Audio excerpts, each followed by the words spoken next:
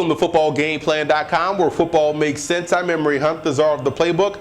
Bring you our Week 1 SEC Game of the Week preview between the Georgia Bulldogs and the Clemson Tigers. Now let's take a look at some keys to victory for both teams, starting with Georgia. Mission number one for the Georgia Bulldogs is getting quarterback Aaron Murray in an early groove throwing the football. They're going to need both sides of offense to win this game versus Clemson, and you have to get your quarterback in the groove early so that way he can have success later on in the game. They also have to get creative with both Keith Marshall and Todd Gurley in the backfield. I would use both guys at the same time in the backfield, give Clemson different looks, and makes you that much more tougher to defend. Now, defensively, they have to keep contained when pressuring Taj Boyd. You cannot allow this guy to get outside the pocket. He is dangerous on the move. And the Bulldogs are starting a true freshman at free safety. Trey Matthews, one of the top safeties in the country. How well he can do versus the passing game of Clemson could ultimately determine how much success they have defensively. Now let's move over to Clemson in this ballgame. Offensively, it's up to Taj Boyd to continue to move the chains by any means necessary, whether it be hitting passes downfield or getting outside the pocket or even running the football himself. You got to keep the chains moving against that defense. Now, you also want to get Sammy Watkins involved in the running game. Here's a guy that's very explosive with the football in his hands, whether it be as a returner, a receiver, or even as a runner. Now, defensively, linebackers Stephon Anthony and Spencer Shuey, those guys are going to have to fill gaps in the running game. You have to be able to make the Bulldogs one-dimensional in their approach, and that way you can have some success. Now, back to the offensive side of the football, Georgia lost a lot defensively due to the NFL draft, and gone with that is the continuity that those guys had playing together. So expect to see some miscommunications early in the ball game. Clemson should definitely take advantage of that by taking some shots deep down the field.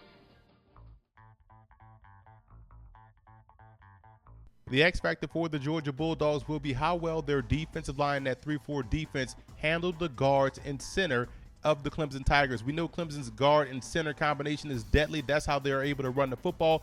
They're going to have to win those battles up front and reestablish the line of scrimmage in order to have some success defensively. The X factor for the Clemson Tigers will be that running game. You look at running backs Roderick McDowell and DJ Howard, they're going to have to do a great job keeping that defense honest, whether it be catching the football out of the backfield or churning out those tough 3- and 4-yard gains. If they can do that, then that's just going to make that play action off the read option fake that much more deadly.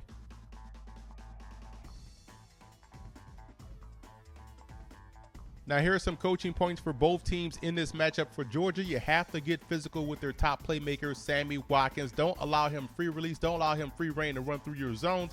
Get a hand on him throughout the course of the play. You also have to keep a spy on Taj Boyd. This is a guy that can extend plays with his legs. He gets outside that pocket, and he's very accurate. You want to keep a spy on him to eliminate that. And also, you want to dictate the pace of the game, whether you want an up-tempo passing attack or whether you want to grind it out on the ground with those outstanding running backs. You dictate the pace of the game, force Clemson to adjust accordingly. Now, for the Tigers in this matchup, you want to make Aaron Murray beat you. Take away their greatest asset, which is the running game. Force him to throw the football 35, 45 times a game. And the tight end play is going to be important in this matchup for the Tigers, whether it be in the running game where you pull those guys on those traps and pulls and counters, or in the passing game, expanding that 3-4 defense and forcing those outside backers to cover. The tight end play will be vital to team success, and you have to attack vertically. They're starting 2 true freshmen in the secondary. Take full advantage.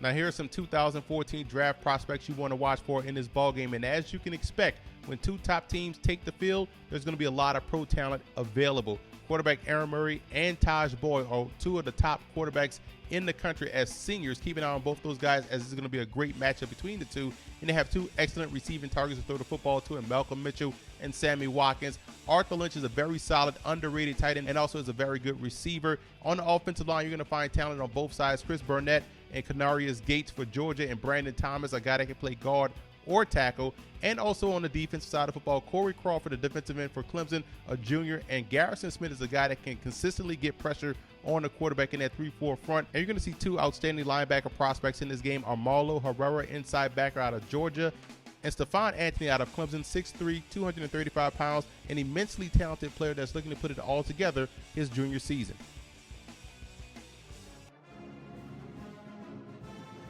David Pollock was a highly decorated player at the University of Georgia, where he owns the career sack record with 36. He was a 3-time first-team All-American and also captured the Bednarik, the Ted Hendrick, the Lombardi, and the Lott Trophy, as well as being named the SEC Defensive Player of the Year and the Overall Player of the Year in 2004 making him one of the best players in college football history.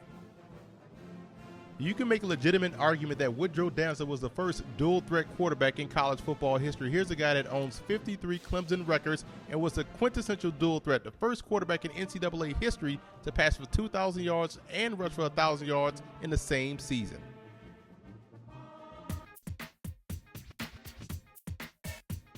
I like Georgia in this ballgame. The ability to run the football is what gives the Bulldogs an advantage, in my opinion. And I look at their defense. I still believe, despite the losses, the strength lies in the front seven. Clemson, however, will have some success throwing the football, but defensively, do they have enough to stop the run like they did versus LSU in the Chick-fil-A Bowl? But this should be a great chess match between two outstanding coaches in Dabo Swinney and Mark Richt.